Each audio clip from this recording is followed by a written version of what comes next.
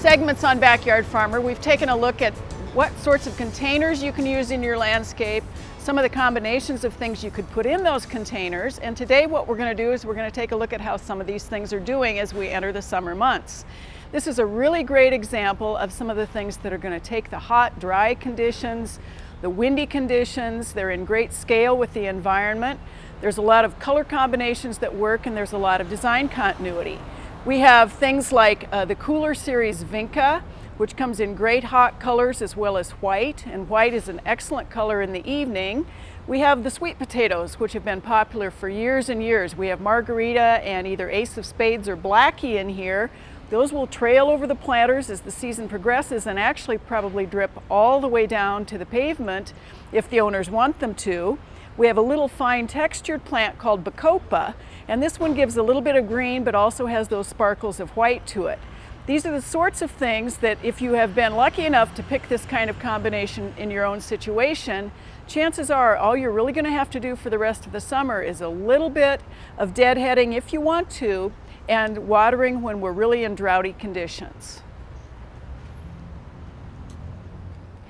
The Downtown Lincoln Association and Master Gardeners working through the state and Lancaster County have been taking care of these planters for several years as well as planting them in the first place. And as you can see, some of the conditions are really dreadful. This is as hot and as dry as it can be. Water is an issue.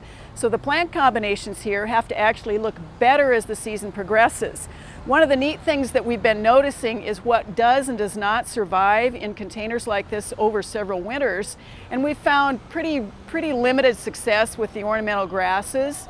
There are a couple of situations where we've had some switchgrass come back, maybe one of the maiden grasses, and a little bit of little blue stem, but none of the others really have come back.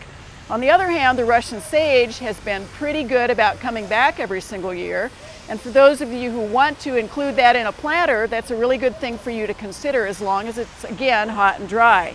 Another neat thing about this planter is we have one of the new helichrysums or licorice plants called icicles. It's actually so happy it's blooming, which you don't see very often. And then finally, we have a plant that in any other situation, and if it were not one of the selections, it would be considered a weed. This is actually a purslane. So if we had Rock out here with his can of something to spray with, he might be wanting to kill it. On the other hand, if you look at it, it's going to bloom through the entire season and really make this planter look great. A lot of people have containers in the shade, and we tend to think of the same combinations of begonias, impatiens, those sorts of things. But as you'll notice, this is a full shade container, and the things in it are pretty much all foliage plants. We have the Marguerite sweet potato again that is really happy in the shade. Our tall spiky thing in this instance is a canna, and this is one of the ones that's variegated. The cool thing about cannas is that they come in all sorts of colors of foliage and bloom. They'll take shade, they'll take full blazing sun, and they can also be used in a container water garden or as a bog plant. If you really want to hold them over the winter, it is one of those plants that you can dig and take into the house and keep and then bring back again. The other thing we have in this particular shade combination is one of the coleuses. We have lots and lots of foliage types to choose from now. You'll notice this one is pretty subtle, and it picks up on the kind of the deep burgundy purple color that is in the stripe in the canna leaf.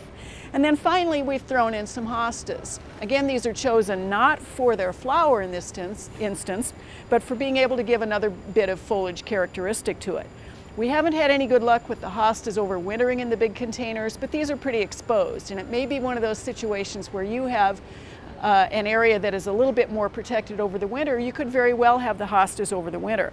I want to point out one other thing, and that is that these containers are mulched pretty heavily with peat moss. It certainly holds the soil in place. It looks great.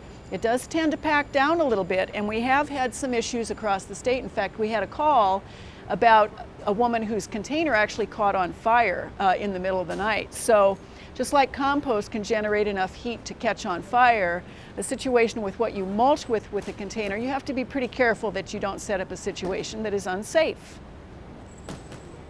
We want to end our segment on containers by looking at something a little bit smaller than the great big ones we saw downtown. These are the Hypertufa containers that we talked about earlier in the season on Backyard Farmer. And you can see how great they look now as we're heading into the heat of the summer, filled with all sorts of tiny plants, some grasses, some thyme. hens and chicks. Of course, the stones make a big difference in how these look. There's a wide array of different sizes and shapes, all of them planted with different sorts of little plants.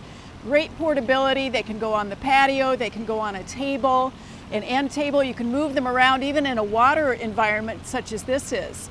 We also have some wonderful examples of other small containers, and in fact one is almost an outdoor room, one that has little teeny tiny almost doll-like furniture in it. Could sit on a desk in an office, could again sit on a patio or on an end table, those sorts of things, as opposed to being a giant sort of a container. And finally, one of the things that is really interesting is to take something that might look like a wall box or a window planter out of wood. That one has actually been filled with a whole variety of different types of plants of different colors, including a vine. And the great thing about this sort of container is it's very portable as well. You can set it by a front door, you can attach it to a fence, you can move it from sun to shade, make it a very, very versatile addition to any sort of a landscape. So I think in closing, what we want to really take a look at or think about is how containers are the kinds of things that can really enhance the landscape. They're very personable and very personal, especially if you put furniture in them and those sorts of things. And there's something that can be customized to any sort of situation or landscape that you have.